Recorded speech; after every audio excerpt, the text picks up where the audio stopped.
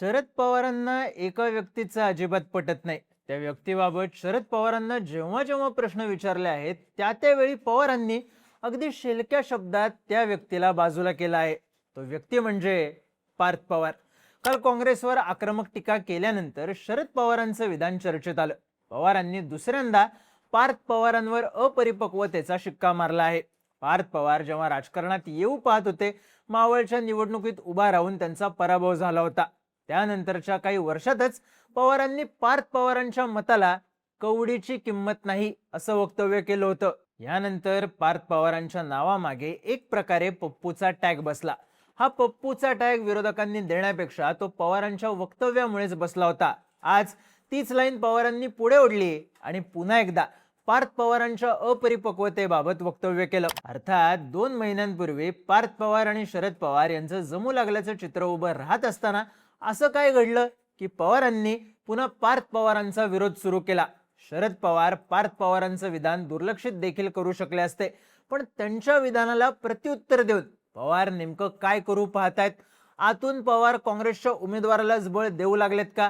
आणि असं असेल तर यामध्ये त्यांचा फायदा काय? नेमकं काय घडतंय समजून घेऊया या व्हिडिओतून. नमस्कार, मी चिन्मय आणि तुम्ही पाहताय बोलभिडू. तर काल बारामती पोटनिवडणुकीसाठी सुनेत्रा पवारांनी अर्ज दाखल केला. यावेळी पार्थ पवारांना माध्यमांनी प्रश्न विचारला, काँग्रेसने उमेदवार मागे घ्यावा का?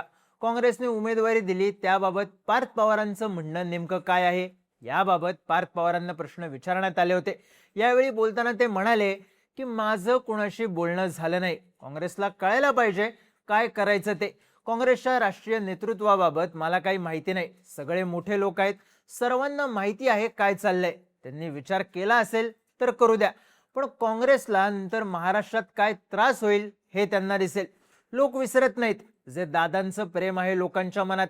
अशा वेळी एवढ्या मॅच्युअर पार्टीने हा निर्णय घेणं, जिथे एवढे मोठे नेते आहेत, अतिशय चुकीचं आहे. मला वाटतं आपण कुणाला थांबवू शकत नाही. जशी वेळ येते तसं सामोरं जावं लागतं. आम्ही सामोरं जाऊ. आम्ही कुणाला फोन करणार नाही. जे काही नशिबात लिहिलं आहे ते बघू काय व्हायचंय ते. फक्त मला वाईट वाटतंय काँग्रेसचा महाराष्ट्रात डाऊनफॉल आहे. अर्थात या स्टेटमेंट मधला शेवटचा शब्द वादाचा ठरला.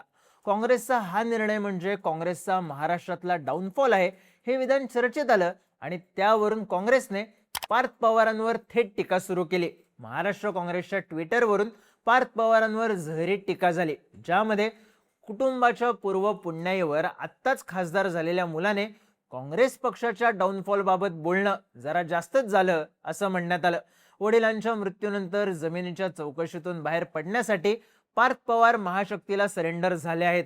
काँग्रेसने अजित पवारांच्या अपघाताचा कर्नाटकात FIR नोंदवून घेतला, पण महाराष्ट्रात तो नोंदवता आला नाही असं म्हणत कृतघ्न मुलगा अशा भाषेत पार्थ पवारांवर टीका करण्यात आली. थोडक्यात या टीका टिप्पणीमुळे पार्थ पवार विरुद्ध काँग्रेस असं राजकारण सुरू झालं आणि यात पवारांच्या विधानामुळे संपूर्ण रंग बदलल्याचं दिसू लागलं. कारण काँग्रेसने तुफान प्रत्युत्तर सुरू केलेलं असताना पवार पार्थ पवारांच्या या विधानावर नेमकं काय म्हणाले ते महत्वाचं ठरतं. शरद पवारांना पार्थ पवारांच्या वक्तव्यावर मत विचारलं जात असताना ते म्हणाले, मला असं वाटतं राजकारणामध्ये महत्वाची विधान स्टेटमेंट करायला एक प्रकारची परिपक्वता लागते. ती कितपत आहे ते आज मी सांगू शकत नाही. आता पवारांचं हे विधानच महत्वाचं ठरू शकतं, कारण कालपर्यंत अजित पवार गटात धुसफूस सुरू असताना कुठेतरी सुनेत्रा पवारांना शरद पवारांचा पाठिंबा आहे. राष्ट्रवादीचे गट तट मोडून काढत पुन्हा विलिनीकरणाच्या दिशेने हे राजकारण जाईल असं बोललं जात होतं. याच वेळी राष्ट्रवादी शरद पवार गट बारामतीतून उमेदवार देणार नाही, तो देऊ शकला नसता हे जरी खरं असलं तरीही काँग्रेसला देखील शरद पवार गटाने रोखलं नाही हे देखील तितकंच खरं दिसतं. आता मात्र पवारांच्या विधानामुळे पवार गट सुनेत्रा पवारांच्या अडचणी वाढवेल, निवडणुकीत तटस्थ राहत कुठेतरी काँग्रेसच्या उमेदवारालाच बळ देईल असं म्हणता येतं. आता हे नेमकं का? तर सुप्रिया सुळेंनी देखील पार्थ पवारांच्या विधानावर केलेलं विधान महत्वाचं ठरतं. या विधानावर बोलताना सुप्रिया सुळे म्हणाल्या, काँग्रेसच्याच मदतीने मी जिंकून आले. एक प्रकारे स्थानिक काँग्रेसच्या कार्यकर्त्यांना पाठबळ देण्याचं कामच या विधानातून झालं आहे. कौटुंबिक सल्ला मी चॅनलवरून देणार नाही असं म्हणताना देखील पार्थ यांच्या विधानावर अजित पवार गटातल्या नेत्यांचं मत काय आहे हे सांगावं असं त्या म्हणाल्या. शरद पवार आणि सुप्रिया सुळे यांची ही भूमिकाच सुनेत्रा पवारांना पाठिंबा नाही हे सांगण्यासाठी पुरेशी ठरेल असं म्हणता येतं. ते नेमकं का हे देखील आपण समजून घेऊ. एकतर शरद पवारांनी पुन्हा एकदा पार्थ पवारांच्या राजकारणाला ब्रेक लावण्याचं काम केलं आहे. पार्थ पवार अपरिपक्व आहेत असं विधान त्यांनी आजपर्यंत 2 वेळा केलेलं आहे. विशेष म्हणजे अजित पवारांच्या पश्चात बारामतीच्या स्थानिक राजकारणाची सूत्र पार्थ पवारांच्या हाती आलेली आहेत. अजित पवारांनी उभं केलेलं बारामतीचं स्थानिक नेटवर्क शरद पवारांना देखील भेदता आलं नव्हतं. पर्यायाने लोकसभा निवडणुकीत पवारांना जुन्या गटातटांना जोडून घ्यावं लागलं होतं. ज्यांच्या घराची पायरी कित्येक वर्ष शरद पवार चढले नव्हते त्यांच्या पायऱ्या पवारांना चढाव्या लागल्या होत्या. विधानसभेच्या प्रचारात तर समोर थेट अजित पवार असल्याने स्थानिक नेटवर्क एक हाती अजित पवारांच्या ताब्यात गेलं. मी गेल्या 30-40 वर्षात स्थानिक राजकारणात लक्ष घातलं नाही असं म्हणत या दरम्यान पवारांनी बारामतीचं स्थानिक राजकारण आपल्या कंट्रोलमध्ये नसल्याची जाहीर कबुलीच दिली होती. आता मात्र हे नेटवर्क पोटनिवडणुकीच्या निमित्ताने पार्थ पवारांच्या हाती जाऊ शकतं, ज्याचा फटका पवारांना कायमचा बसू शकतो. पवारांना नेमकं हेच नको आहे, पण पोटनिवडणूक असल्याने थेट विरोध करणं शक्य नाही.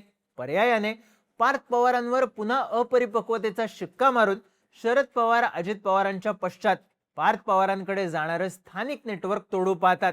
तशा प्रकारचं पार्थ पवारांचं नरेटिव्ह उभा करू पाहतात. आता सुप्रिया सुळेंच्या विधानाचा अर्थ काढायचा तर काँग्रेसच्याच पाठिंब्यामुळे मी निवडून आले असं त्या म्हणाल्या आहेत. याचा अर्थ बारामतीत काँग्रेसची पुरेशी ताकद आहे. काँग्रेसचा पाठिंबा आम्हाला आवश्यक ठरतो या गोष्टीला त्या रेकग्नेशन देऊ पाहतात. एका अर्थाने बारामतीच्या काँग्रेसच्या स्थानिक केडरपासून आपण दुरावलो आहोत असं त्या सांगू इच्छित नाही. त्यातही अजित पवार गटाच्या नेत्यांनी यावर व्यक्त व्हावं हे त्यांचंही मत आहे असा चेंडू त्या तटकरे पटेल या नेत्यांकडे टाकू पाहतायत. याचा अर्थ नेमका काय तर अगोदरच अजित पवारांच्या अपघातावरून तटकरे पटेल यांना संशयाच्या भोवऱ्यात उभा करण्यात रोहित पवारांना यश आले.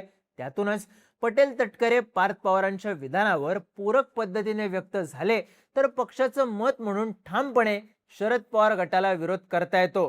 पण पार्थ यांना विरोध करताना कौटुंबिक मर्यादा रोहित पवार सुप्रिया सुळे यांच्या बाबतीत उभा राहतात.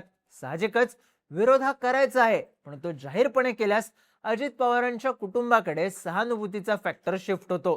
तो होऊ नये म्हणूनच कुटुंब प्रमुख म्हणून शरद पवारांनी पुन्हा एकदा पार्थ पवारांना रद्दबातल करणं आणि इतर सदस्यांनी थेट विरोध न करता काँग्रेस पूरक भूमिका घेतल्याचं दिसतं. साहजिकच विलिनीकरणाचे डावपेच मागे पडून आता हे राजकारण पुन्हा कौटुंबिक ईर्षेवर शिफ्ट होताना दिसू लागले. हे नक्की. तुम्हाला पार्थ पवार विरुद्ध शरद पवार या नव्या सामन्याबाबत काय वाटतं? तुमची मतं आणि प्रतिक्रिया कमेंट करून नक्की सांगा आणि माहितीपूर्ण व्हिडिओज पाहण्यासाठी बोलबिडूच्या YouTube चॅनलला सबस्क्राईब करायला विसरू नका.